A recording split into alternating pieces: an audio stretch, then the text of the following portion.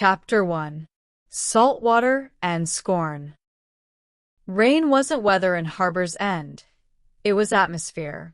Angela Mitchell watched it scribble silver lines down the bus window, blurring the world into a watercolor smear of evergreen and wet asphalt. Her reflection stared back, pale skin, a constellation of freckles across her nose, and eyes the color of storm-churned seawater. Her mother called them honest eyes. Anthony Moretti called them judgmental. He wasn't entirely wrong, Angela conceded, tightening the frayed strap of her backpack. Outside, Harbor's End unfolded like a faded postcard. Salt-weathered cottages huddled beneath dripping cedars, fishing boats bobbed in the gray harbor, and the air tasted of brine and diesel. It was a place where everyone knew the price of salmon per pound and the weight of a mortgage. Angela's home, a cramped salt box with peeling blue paint, sat wedged between a bait shop and a shuttered cannery. A low growl cut through the drumming rain. Angela's gaze snapped to the road. A matte-black Range Rover sliced through the downpour, rainwater sheeting off its immaculate flanks like liquid obsidian. Behind the wheel, Anthony Moretti leaned back, one hand draped casually over the steering wheel. Even through the distortion of wet glass, Angela could see the arrogant set of his jaw, the effortless way he inhabited space meant for kings. The Rover slowed, taillights bleeding crimson onto the wet street as it idled beside Angela's bus. Anthony turned his head. His eyes, a startling, cold blue, locked onto hers through the two panes of glass separating their worlds. For a suspended heartbeat, it was just the rain, the rumble of engines, and that unnerving, direct gaze. No smirk, no mockery. Just assessment. As if she were a problem to be solved, or an obstacle to be removed. Then, the light changed. The Rover surged forward, vanishing around a curve lined with dripping rhododendrons, leaving only the smell of exhaust and resentment hanging in the damp air. "Prince Charming graces the peasants," muttered Derek Slater, slouched beside Angela. His worn Seahawks hoodie smelled faintly of weed and stale fries. "More like the Demon King surveying his domain," Angela replied, her voice tight. She traced a finger over the fogged glass, drawing a single, sharp line. Anthony Moretti wasn't just rich. He was Crestwood royalty. His family owned half the commercial real estate in Port Townsend and a chunk of the coastline itself. He moved through the halls of Crestwood High with the bored certainty of someone who knew the world bent to accommodate him. And for reasons Angela had long stopped trying to decipher, he decided she was his favorite target. The bus groaned to a halt outside Crestwood High. The building was a jarring clash of old and new, a century-old brick facade grafted onto sleek glass and steel additions funded by Moretti money. Angela shoved her way off, pulling her thin jacket tighter against the wind whipping in from the Strait of Juan de Fuca.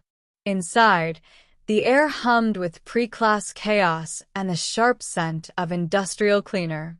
Lockers slammed, laughter echoed, and the invisible lines of Crestwood's social strata were already drawn.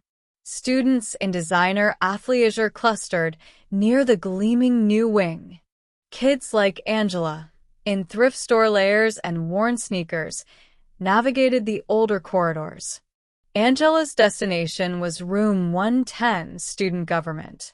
Her sanctuary, her proving ground. She pushed open the door, greeted by the familiar scent of dry erase markers and stale coffee. Round tables were pushed together. Megan Chin, Angela's best friend and fellow scholarship lifer, waved her over, her dark eyes sharp behind chunky glasses. "Heads up, Mitch," Megan murmured, nodding towards the head of the table. The prince arrived early. looking particularly sovereign. Anthony Moretti sat sprawled in the chair reserved for the activity's treasurer, long legs stretched out, scrolling through his phone with disinterest. He wore a charcoal gray sweater that probably cost more than Angela's monthly rent, his blonde hair artfully tousled. He didn't look up as Angela slid into the seat opposite him. Mr. Davies, the perpetually harried advisor, clapped his hands. All right, people. Budget proposals. First up, funding for the spring coastal cleanup initiative. Angela, you spearheaded this. Angela straightened, pushing down the familiar flutter of nerves Anthony's proximity always sparked. Yes, Mr. Davies. The proposal requests $800 for supplies, permits, and transportation for 50 volunteers to clean up the beach near Split Rock on April 22nd. She slid copies of her meticulously researched proposal across the table. Anthony finally looked up. He picked up the proposal between thumb and forefinger, as if handling something vaguely distasteful. His eyes scanned the top page. A slow, condescending smile touched his lips. Split Rock. His voice was smooth, carrying effortlessly. Ambitious. And pointless. Angela's knuckles whitened on the edge of the table. Excuse me? Anthony leaned forward, resting his elbows on the table, his gaze pinning her. That stretch is a protected nesting ground for plovers starting mid-April. The Wildlife Commission will never grant a permit for a large-scale cleanup then. Didn't you check the basic regulations, Mitchell? Or were you too busy drafting heartfelt pleas about saving the planet? Heat flooded Angela's face. She had checked. The permit application was pending, contingent on the nesting survey scheduled for next week. She'd included a footnote. It's in the appendix, she said, forcing calm into her voice. Survey results are expected before final approval. The initiative is vital. That beach is choked with plastic. And your initiative, Anthony interrupted, flicking the proposal dismissively, is an exercise in wasted effort and requested funds. $800? For gloves and trash bags? The debate team needs that money for nationals. Actual academic prestige. His gaze swept the table, landing on the soccer team captain, the robotics lead. Wouldn't you rather see Crestwood compete at the highest levels than pick up litter? Megan kicked Angela's ankle under the table. Don't bite. But Angela felt the sting of his words, the casual demolition of weeks of work. She saw the flicker of doubt on other council members' faces. He wielded influence like a scalpel, precise and devastating. The cleanup builds community responsibility, Angela countered, her voice gaining strength. It's not just about prestige, Moretti. It's about caring for the place we live. Anthony chuckled, a low, humorless sound. Noble. And naive. Sentiment doesn't win scholarships, Mitchell. Results do. He turned to Mr. Davies. I move we table this proposal until Mitchell can provide confirmed permits and a realistic budget. In the meantime, allocate the provisional funds to debate nationals. A murmur of assent rippled around the table. Hands tentatively raised. Angela's vision narrowed. She saw the smug satisfaction in Anthony's eyes, the effortless way he redirected the room's energy. He hadn't just attacked her proposal. He'd framed her passion as childish idealism, her hard work as incompetence. The gulf between his world and hers yawned wide in that moment, a chasm paved with privilege and polished with disdain. Mr. Davies sighed, pushing his glasses up his nose. All in favor of tabling the coastal cleanup proposal pending permit confirmation? Hands rose. Anthony's gaze met Angela's across the table. This time, the ghost of a true smirk touched his lips. It wasn't just victory. It was a reminder. You don't belong here. The motion passed. Angela sat perfectly still, the taste of salt air and defeat sharp on her tongue.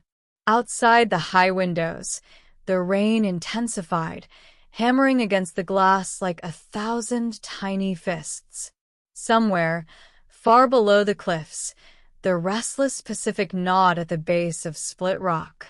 The war, Angela knew, staring into Anthony Moretti's glacial blue eyes, had just declared itself. The dismissal bell was a mercy and a mockery. Angela gathered her papers, the coastal cleanup proposal feeling like lead in her hands. Anthony was already gone, swept out the door by a current of sycophants and varsity jackets. His laughter, sharp and careless, echoed briefly in the hallway before fading. Total asshat maneuver, Megan hissed, falling into step beside Angela as they pushed through the throng. He knew about the plover survey. His dad's on the Wildlife Commission subcommittee. Angela's stomach clenched. Of course he did. It wasn't just winning, it was proving she couldn't play on his field. He set me up to fail. And succeeded spectacularly, Megan grumbled, adjusting her backpack. But don't sweat it, Mitch. We'll get him back. Digitally. A dangerous glint sparked in her eyes. I've got ideas. No, Angela said, sharper than intended. The taste of Anthony's victory was still bitter. Don't stoop. He feeds on reaction. Ignoring him is the only thing that gets under that perfect skin. Megan snorted. Ignoring Anthony Moretti is like ignoring a seagull stealing your fries. Eventually, you gotta whack it with a stick. They reached Angela's locker. The dented metal felt cold beneath her fingers. As she spun the combination, her gaze drifted down the bustling corridor. Near the trophy case, Anthony stood, surrounded. His posture was relaxed, one hand gesturing vaguely as he spoke to Liam Carter, the soccer captain. Liam laughed, clapping Anthony on the shoulder. Angela watched Anthony's face, the easy smile, the practiced charm. It was a mask she knew. The same mask that had slipped for that split second in the student council room, revealing the cold calculation beneath. Suddenly, his head turned. His eyes, that startling blue, locked onto hers across the crowded hallway. The easy smile didn't falter, but something shifted in his gaze. Not triumph this time. Something colder. More assessing. A hunter noting the location of its quarry. Angela held the look, refusing to flinch, refusing to be the first to turn away. The noise of the hallway seemed to fade, narrowing to that silent, charged connection. Then, Coach Russo's voice boomed nearby, shattering the moment. Mitchell. My office. Now. Anthony's gaze flickered dismissively away, returning to Liam as if nothing had happened. Angela slammed her locker shut, the metallic clang echoing her frustration. Coach Russo's domain was a cluttered sanctuary of sports equipment, dusty trophies, and the faint, permanent scent of sweat and liniment. The man himself leaned against a filing cabinet, arms crossed over his broad chest. His weathered face, framed by close-cropped gray hair, was unreadable. Angela stood awkwardly near the door. Sit, Mitchell, he grunted, nodding towards a worn plastic chair. She perched on the edge. Sir? Heard about the budget meeting. Russo pushed off the cabinet, his limp, a relic of a college football injury, slightly pronounced as he moved to his desk chair. Moretti sunk your ship. Angela's cheeks flushed. He exploited a technicality, sir. The permit wasn't confirmed. He knew it. You knew he knew it. Russo leaned forward, resting his elbows on the desk blotter. His eyes, a faded hazel, were sharp. You walked into that ambush, kid. Eyes wide open. The bluntness stung. I presented a valid proposal for a worthwhile initiative, Angela retorted, defiance flaring. Worthwhile? Sure. Smart. Russo shook his head slowly. You're playing chess against someone who owns the board, Mitchell. You brought a proposal. Moretti brought intel. He knew your weak spot, that pending permit, and he aimed for it. Ruthless. Effective. Annoying as hell, but effective. He sighed, rubbing his temple. Your old man was the same. Heart bigger than his head sometimes.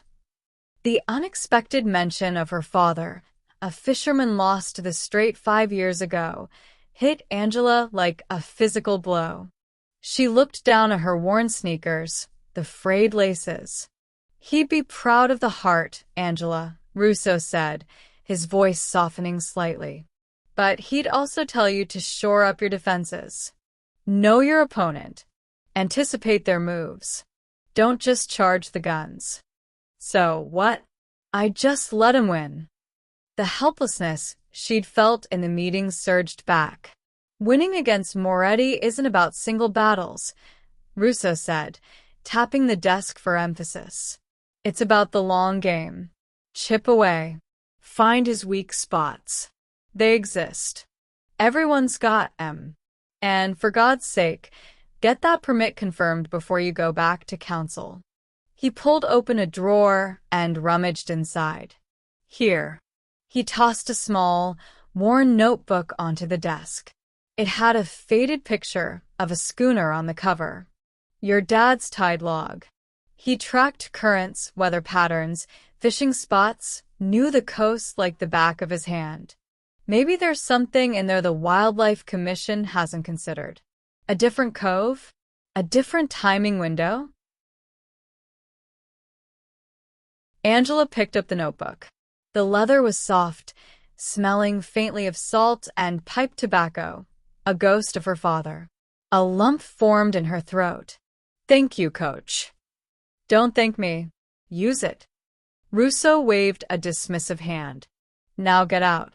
I got deflated soccer balls to resuscitate. The encounter left Angela unsettled. Russo's advice felt heavy, a burden of strategy she wasn't sure she wanted. The notebook in her hand was both a lifeline and a reminder of loss.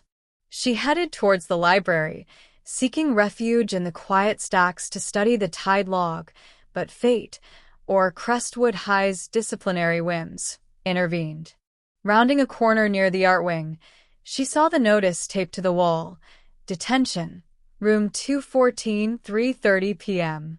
And below, a typed list of names. The third one down, Mitchell, A. Detention? Panic flared. She hadn't been written up. Then she remembered. The coastal cleanup flyers. She'd put them up yesterday afternoon without the official ASB stamp, technically violating the school's unapproved materials policy. A rule usually ignored. Usually. Unless someone reported it. Her eyes scanned the list again, stopping cold at the very top. Moretti, A. He'd done this. Reported her petty flyer violation to ensure she'd be stuck here, wasting her time. The sheer pettiness of it took her breath away. Room 214 was the old ceramic studio, repurposed into a glorified storage closet with desks. The air smelled of damp clay and dust. Rain streaked the high, narrow windows, casting long, watery shadows across the room. Only 3 students sat scattered among the desks, a freshman asleep with his head on his arms, a senior girl meticulously painting her nails a violent shade of purple, and Anthony Moretti. He sat at the back, angled away from the door, bathed in the gray afternoon light filtering through the rain-smeared glass. He wasn't slumped or bored. He sat upright, focused, a large sketchpad propped open on the desk in front of him. His hand moved with quick, confident strokes, charcoal rasping against the paper. Mrs. Delaney, the ancient art teacher monitoring detention, dozed quietly in her chair by the door. Angela slid into a desk near the front, as far from Anthony as possible.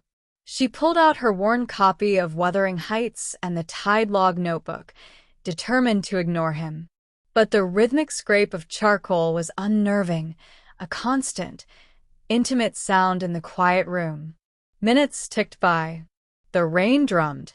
The freshmen snored softly. Angela tried to focus on her father's cramped handwriting detailing the spring currents near Split Rock, but her eyes kept flicking up, drawn against her will to the figure at the back. He was utterly absorbed. The arrogant set of his shoulders was gone, replaced by an intense concentration. His brow was slightly furrowed, his lips pressed into a thin line of focus. For a fleeting moment, he looked different, vulnerable almost. Then he shifted slightly, turning the sketch pad. Angela froze.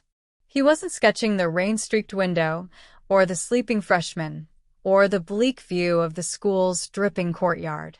He was sketching her. From her vantage point, she couldn't see the details, only the loose, confident lines capturing the curve of her spine as she bent over her book, the fall of her hair over her shoulder, the intense focus on her own work. He'd captured the angle of her head, the line of her jaw. It wasn't a caricature. It wasn't mocking. It was observant, almost respectful in its intensity. As if sensing her gaze, Anthony's head snapped up. His eyes met hers. That icy blue was wide, startled, stripped bare of its usual armor. For a heartbeat, pure, unguarded shock flashed across his face. Then instantly the mask slammed down. His expression hardened into a familiar scowl. He deliberately angled the sketchpad away, shielding it from her view. He didn't look back at her. He stared down at his drawing, his jaw clenched, a muscle ticking in his temple. The easy confidence was gone, replaced by a rigid tension. The charcoal stick snapped audibly in his grip. Angela quickly looked down at her own notebook, her heart hammering against her ribs. The words on the page blurred. What had she just seen? The meticulous architect of her humiliation, caught in an act of secret observation. Sketching her. Not with scorn, but with what? Curiosity? Something else? The silence in the room felt charged now, thick with unspoken questions and the sharp scent of broken charcoal. Outside, the rain intensified, washing the world in shades of gray. Inside the ceramic studio, the carefully drawn lines of enmity between Angela Mitchell and Anthony Moretti had just been smudged by something far more confusing.